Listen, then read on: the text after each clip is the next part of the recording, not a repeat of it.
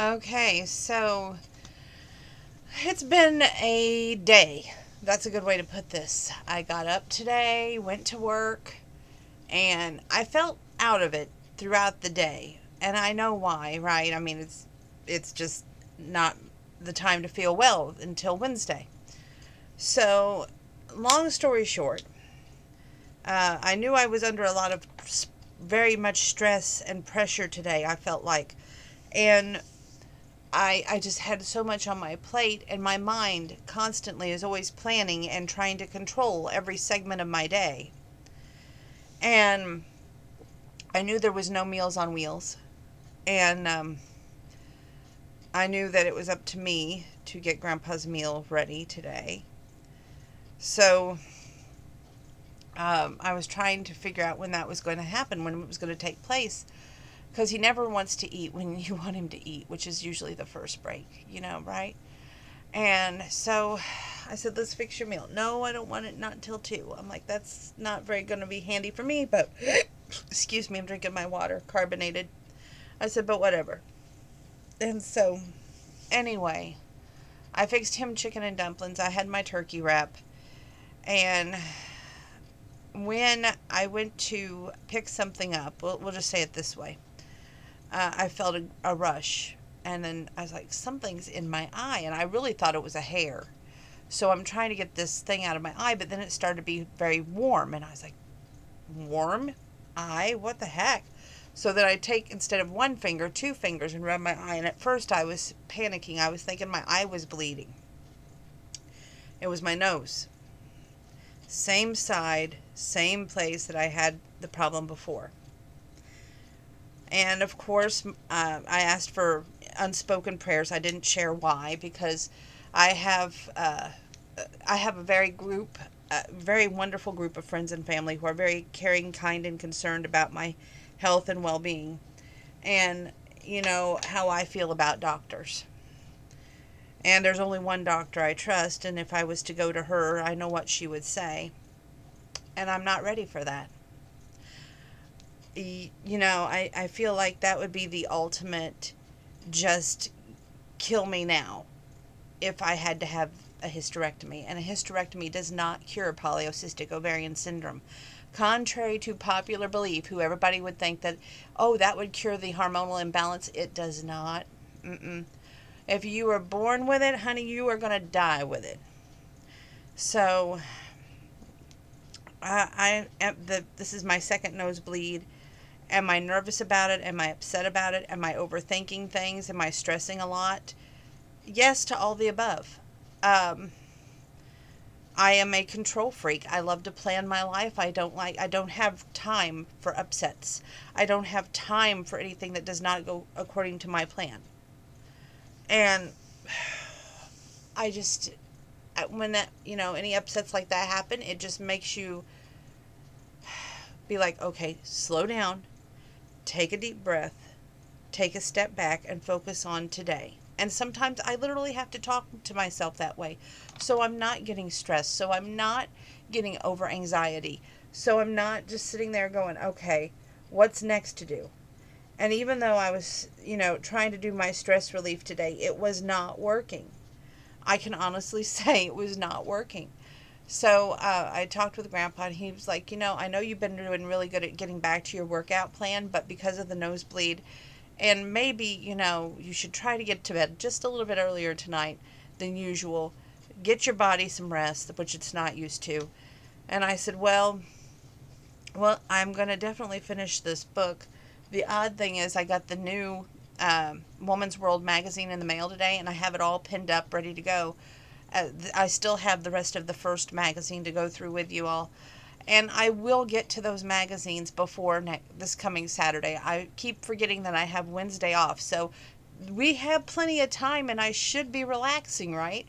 But instead, I'm stressing. And that's not good. Um, I started reading a little bit more in the Matthew McConaughey book because I have one chapter left to go. And this chapter has been probably the best chapter, I think, because he's getting ready to talk about meeting his wife and how first had this dream of him and his kids, or being a bachelor and not having any kids, and just or having seeing several women with lots of different kids, and it's starting to make a little bit more sense, because he has these dreams, and then it's like his life either goes one direction or it goes another direction. But he's very I don't even know the word I'm looking for. Besides a passionate author, I would say he's very detailed. Very, okay, this could happen this way, but it could also go this way. So he's giving you two different plans as well. And it's nothing like the way you would think. And it's very enlightening. And I think that anybody who doesn't know Matthew McConaughey as a person, it gives you an insight as a person behind the actor, behind the father, behind the husband. And he wears so many different hats. He was an exchange student. I did not know that. He has one adopted brother, one biological brother. He has so many different things I've learned about him in this book. And I have much respect for him, too. I always say that we all have our own story. It's just a matter of how we go about dictating it. Me, I choose a YouTube channel, not to write a book, or not to, you know, have someone interview me. I interview myself each and every night almost on here, and I don't regret it. I think that it has been it has been a blessing and a curse. Let me take it that way. Some would say I share too much. Some would say, why do you do that? I know my mom cringes every time I mention PCOS. Every single time. She's like, that's so personal, that's so private. But if you don't bring attention to it and tell people, hey, I have this, then, it's not, you're not really being truthful or honest about what you have and what could hinder a chance at your future, and every relationship, every single time, the very key phrase I always start off with, because I don't want any, blame game later on, I have polycystic ovarian syndrome. I'm not going to die from it today, at least, but maybe someday down the future, because we're not guaranteed tomorrow. No one is going to make it out of this world alive. That's what my doctor told me when she diagnosed me. She goes, we're not going to, all get out scot-free here. There's not one of us that's not going to die someday. But your day is just not today. I never forgot that. Reading this book right now, of Maisie Yates, the hero of Hope Springs. Last night got real personal for me. And when she got scared and she was having all these fears and anxieties, instead of really sharing them with him, she took the road less traveled and split. Or did she? Let's find out tonight in the book and see if they both lay their cards on the table and go, look, we're both not perfect. We can avoid this thing called love, or we can actually work on it together. Because after all, they're already married. They have a kid on the way. So we'll see what happens in the book. But there were some brilliant questions in my inbox. Maybe someday I'll cover them. Just not tonight. I'm feeling a little depressed, and it has a lot to do with some comments here and there that people have made, but what's new there, right? Sometimes people can be the bestest buddies, and then they can be your worst enemies as well. I did a color art this morning and this afternoon that I wish I could show you, and I wish this thing would show you just for a brief moment. It says, for I know the plans I have for you, says the Lord. They are plans for good and not for evil, to give you a future and a hope. Jeremiah 29:11. There's a great question on the back of this one, because it has a place to journal on the back if you want to, and I never journal on the back. I usually put them in a picture frame and gift these things when I'm done. But this question says, how does living for your future drive your life in the present? If I had to answer that right now, living for my future drive my life in the present. I refuse to go to a doctor. I could, be dead tomorrow morning and have some big thing wrong with me. I've had 2 nosebleeds in this week. I don't care. I feel like I went through hell in this life. And most importantly, when I was in my 20s, I made a big decision. I wanted to find out the cause. And at that time, we just knew that PCOS was a possibility, but it wasn't a definite thing until we did the laparoscope, which went through my belly button. And we, found all those cysts on the inside and on the outside of each ovary. Zapped them off. Well, zapped them off with the laser. And then I had to be rebuilt on the right side, and which is wedging. And then she says, I could have done a hysterectomy, but I didn't because you begged me not to. I said, and you got to remember that I want my kids. And I will never forget waking up after that surgery. And they said, usually, you don't wake up to this, but there was this picture right here. And the only thing I could see was blackness and little round orbs. And I said, oh my God, I died. And the reaction I got was, nope, but I did my best work. And I was like going, what? And that's when she went through and she explained what she had done and how it was going to all affect me in the grand scheme of things. And I know what I'm up against eventually. I won't lie. I'm up against diabetes. I'm up against going back on my high blood pressure pills. I am up against so many things. But what I'm doing now to live in the present is to be hopefully trying to build that future where I have 2 more years. God forbid that my dream comes true and I get married. And he's able to put up with me and not walk away. I would hope and pray, even though, there would be that argument, do you want the marriage or do you want the children? I want both. I want it all. I don't want to be like, okay, I just want to be happy to be married and be old. I want to be happy to be married and have kids that look like him and me. And I don't think that's selfish. I think that is the greatest gift. And if I don't make it out alive and he has to raise it with some woman other than me, I think that's fine. Now, some of my friends and my mom and probably everybody else would say they wouldn't think that's fine, but that's not what I fought for. That's not what I had the surgery for. What I did was I had all that work done because I wanted the limitations removed. I wanted everything. I wanted a fighting chance. I wanted to feel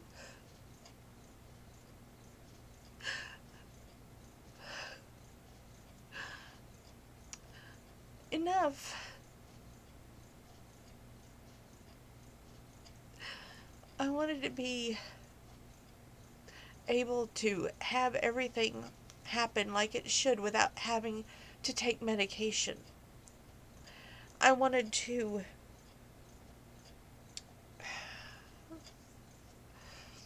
have my dream come true. And that's one reason I won't go back to a doctor, because my doctor retired, and that was Dr. Michael. And things was going great at that time. I was on top of the world. Everything was going great. And then life went to hell. And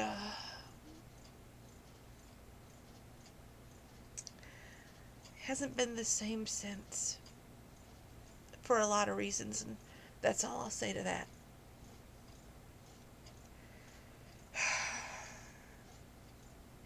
If I could sit here and go through every detail of PCOS with you, I would. Because there's so much that people don't understand. They hear that word ovarian and they stop. They think it's hormonal, and that's it. It's just a part of it. It's not all of it. And when you're uneducated, you make uneducated statements. It's just like prejudging someone. And when you do that, you're only cheating yourself out of maybe the best thing that could ever happen to you. So, with that being said, let's get back on track on what we did tonight, because I'm way off topic. And I'm crying again, and I don't like crying, dang it. Anyway, this is probably why I'm having problems with my sinuses, crying so dang much. Anyway, back to what I was going to say. Thank you for watching the videos. I noticed the views are up. There's some liking going on. Thank you for that as well. And God,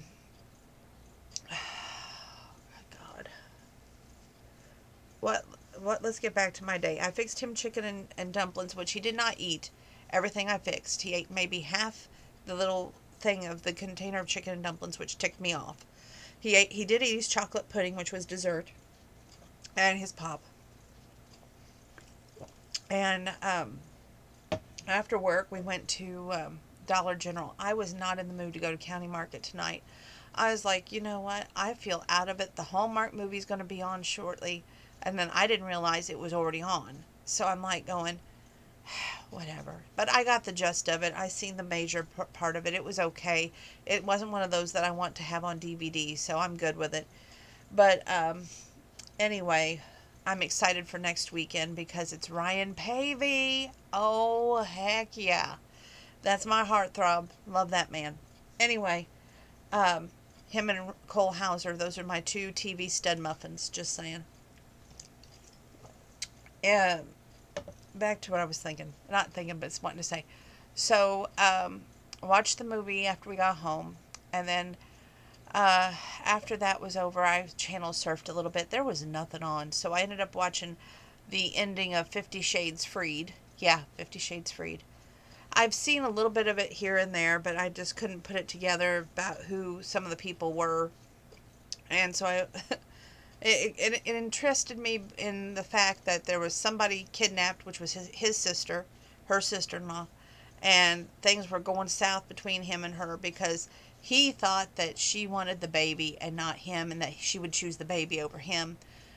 But in the end, they had a happy ending and everything. They're able to talk things out and, work things out, him and Anastasia, which was a great ending. Then I did my housework, talked with my mother on the phone, and after that, here I am with y'all. Doing more housework, by the way. If you can hear, the laundry in there is going again. I'm on my third batch of laundry. It's so much fun.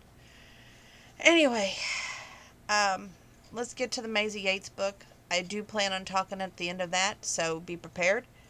But thank you for listening. Thank you for pulling up a chair and taking the 18 minutes to stare at a blank screen and just hear my voice. I always have questions in the back of my mind. I know my friends, my family watch these videos. Thank you for that. But, you can't help but hope and pray out there that my heart can't help but hope. Maybe someday my words won't fall on deaf ears. And that's all I'll say on that. So, let's close this one down for tonight. Not the whole thing. We're going to close the How Was Your Day bombshell, because that's all we did. We went to Dollar General. I gave them my $5 off of 25. I used the app tonight, and I'm glad to help 2 other people. I'm going to try and keep that going for the rest of 2021 to try and help others. And I hope that inspires you to do the same. At the bottom of your receipt, when you get your Dollar General receipt, look, you'll see that there's a $5 off of 25, usually on Saturdays. And if you don't use it, then please give it to your cashier, because you're going to help somebody else. And it can make all the difference in the world.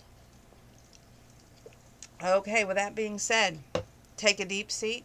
Let's get back into the book. See you in a few.